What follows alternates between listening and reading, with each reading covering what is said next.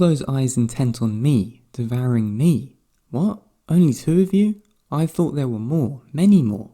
So this is hell. I never have believed it.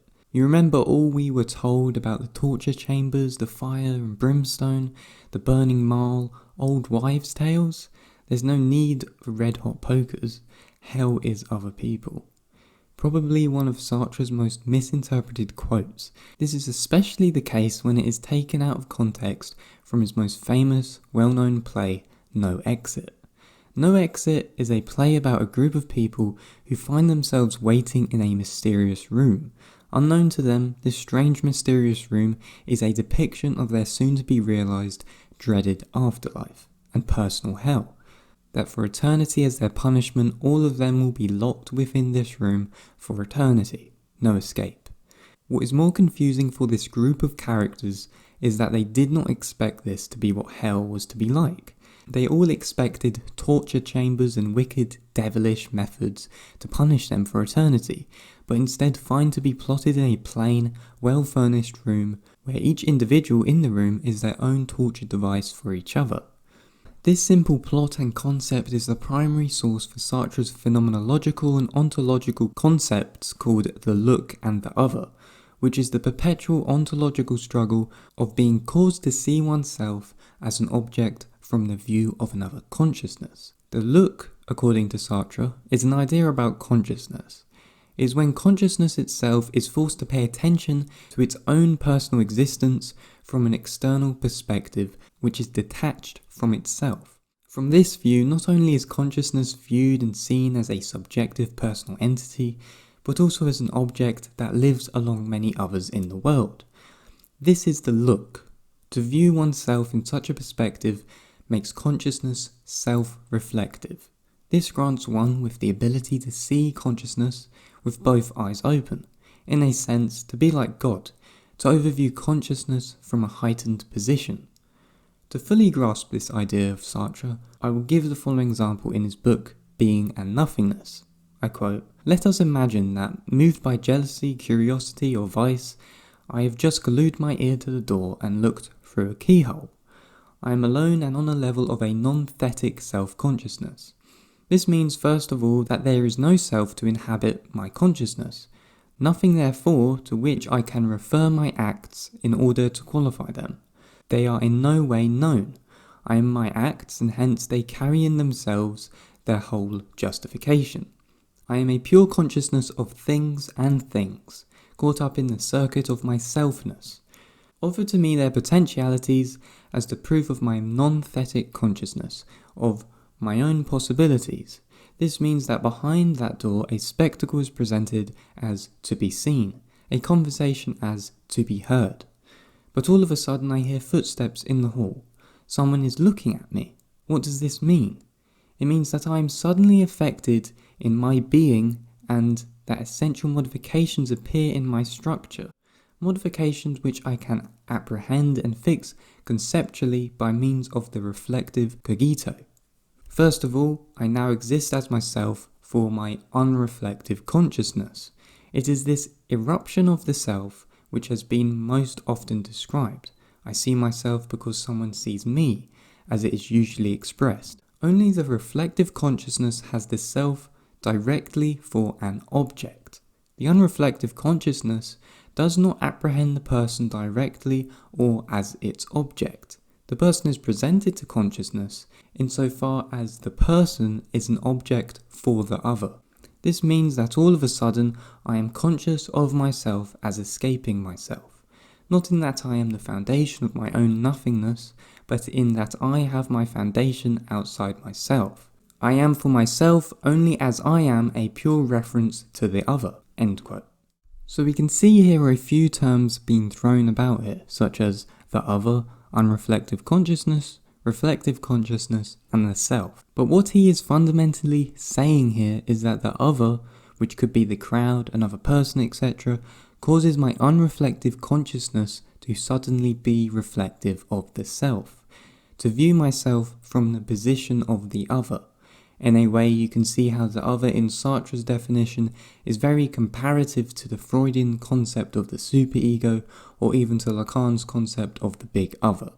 the other in this sense kind of acts as a catalyst to being self-reflective of your own self, of that which the other has looked at or viewed, but how it also acts in a demanding fashion. Because of this, the reflective consciousness that you have now attained by being in contact with the other causes the self to become object, something non-relatable, that there is now a desire to escape from the self. It is simply something we want to move ourselves away from. That is why he writes the following, I quote, "I am conscious of myself as escaping myself," end quote.